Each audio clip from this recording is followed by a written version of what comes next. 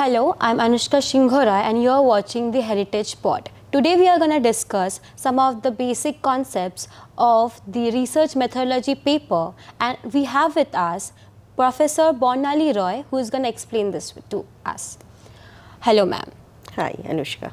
Ma'am, what is the process of selecting a sample? I mean, I want to know, is there a process of selecting a sample?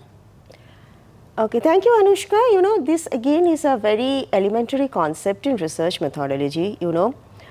How many sample you will select and who will be your sample will actually depend on the objective of your study.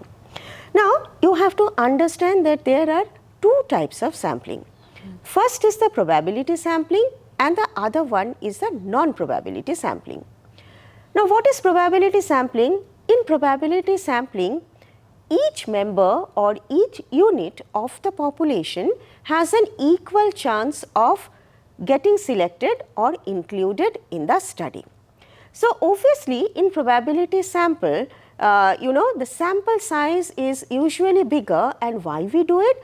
Because we want to arrive at a conclusion that can be generalized. So, if we want to generalize our finding, we have to ensure that the sample that we have selected is actually representative of the entire population, right?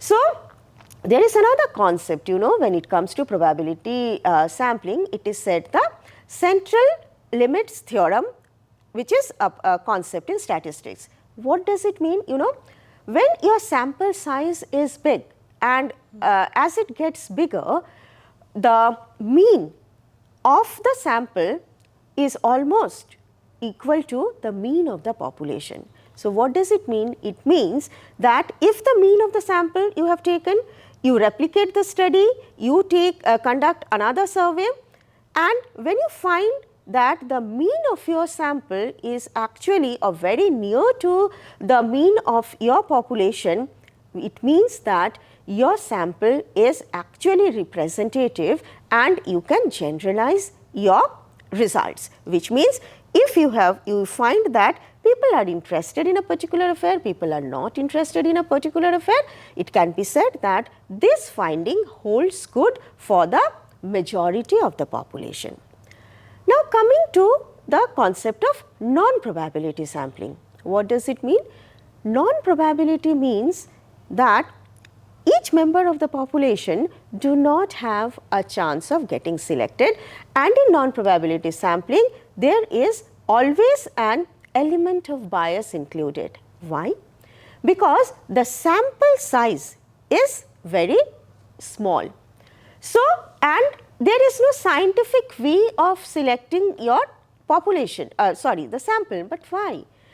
There are different reasons for it. First, it is very difficult to identify the sample from the population because you are not aware. As a researcher, there are certain phenomenon, there are certain situations, there are certain study which is very new in nature and the researcher is not aware of who actually the sample will be from the population. Second, it also happens that, some of the subject areas are slightly controversial or very sensitive, and even though you know that there are people who are affected by the problem, your sample will not be able to, are not willing to open up. So, what happens? You have to, as a researcher, you have to pick people who actually want to come to you and who actually want to respond to your queries. So, even though the intention has not been to be biased, but the process is such that it becomes biased. So, I will say that in non-probability sampling, the results cannot be generalized because there has been no scientific way of getting in touch with the sample.